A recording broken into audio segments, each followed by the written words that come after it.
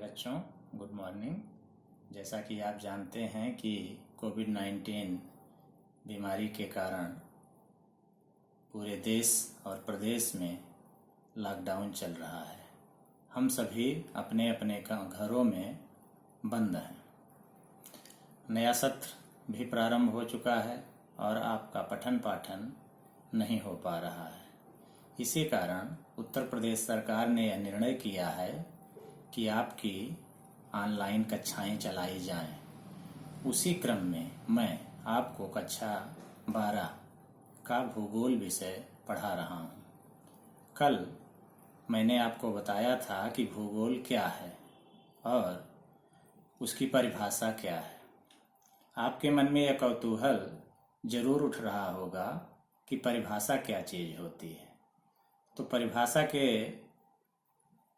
संदर्भ में मैं दो बातें आपको बताना चाहता हूँ कि परिभाषा किसी विषय या टॉपिक का के संबंध में उसका सारगर्भित संक्षिप्त स्वरूप बताती है। दूसरी बात परिभाषा के संदर्भ में यह है कि इसको विभिन्न विद्वान अपने अपने ढंग से कहते हैं। तो भूगोल की हमने सर्वसामान्य एक परिभाषा आपको बताई थी कि भूगोल भूतल का अध्ययन है, किंतु यह किसी एक विद्वान की परिभाषा नहीं है। भूगोल की परिभाषा सर्वप्रथम भूगोल के जनक इरेटोस्थनीज, जो कि एक यूनानी विद्वान थे, ने दिया था। उन्होंने कहा था कि भूगोल मानव निवास के रूप में पृथ्वी तल का अध्ययन है। इरेटोस्थनीज एक लाइब्रेरियन थे और यह विभिन्न विषयों में भूगोल से संबंधित जो ज्ञान था उसको एकत्रित करके एक पुस्तक की रचना किए थे, जिसका नाम उन्होंने जियोग्राफिया रखा और इसी पुस्तक के नाम पर इस विषय को भूगोल कहा जाता है। इसीलिए इरेटोस्थनीज को फादर ऑफ जियोग्राफी या भूगोल का पिता भी कहते हैं।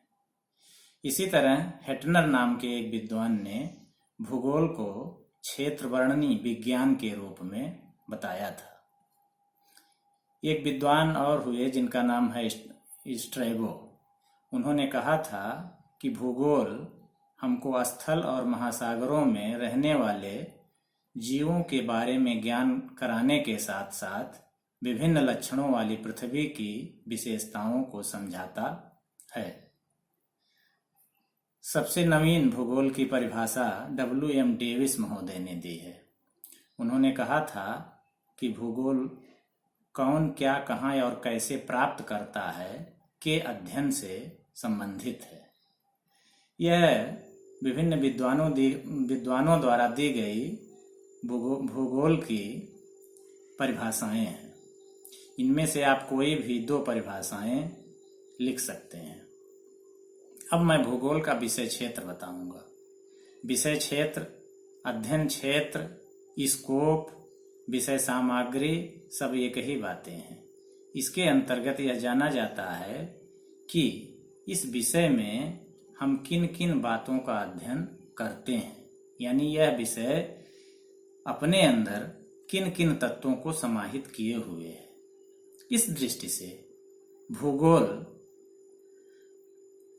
के अंतर्गत वही बातें समाहित हैं जो भूगोल की मूल परिभाषा भूतल का अध्ययन में आती हैं। कल हमने जैसे कि आपको बताया था कि भूगोल भूतल का अध्ययन है।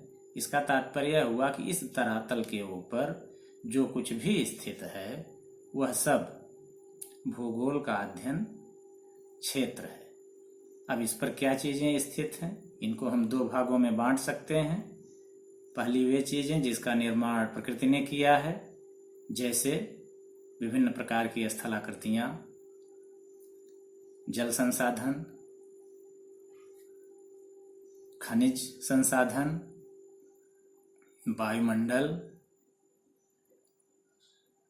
वनस्पति जगत, जीव जंतु आदि।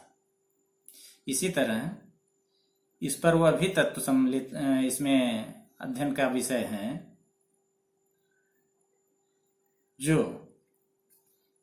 मनुष्य द्वारा या मनुष्य के सहयोग से निर्मित हुए हैं, जिनको हम सांस्कृतिक तत्व कहते हैं, जैसे कि अधिवास, कृषि, पशुपालन, उद्योग, व्यापार, यातायात, संस्कृति इत्यादि। भूगोल में मनुष्य केंद्रीय तत्व माना जाता है, इसलिए मनुष्य की जनसंख्या, उसकी प्रजाति, जनजाति और प्रवास का अध्ययन भी किया जाता है। इस प्रकार से संपूर्ण भूगोल के अध्ययन क्षेत्र को 3 वर्गों में बांटा जा सकता है। पहला प्राकृतिक तत्व या भूदृश्य, दूसरा मानव तत्व, तीसरा सांस्कृतिक तत्व या मनुष्य द्वारा निर्मित तत्व। तो बच्चों, भूगोल के विषय सामग्री के अंतर्गत इन्हीं 3 तत्वों का अध्ययन होता है। हमको आशा है कि आपके बात समझ में आ गई होगी। अब आप लोग इसका बुक से अध्ययन करेंगे। मैं फिर कल आपको भूगोल के कुछ और विषयों पर जानकारी दूंगा। घरों में रहिए, सुरक्षित रहिए, सोशल डिस्टेंसिंग का पालन करिए। Thank you.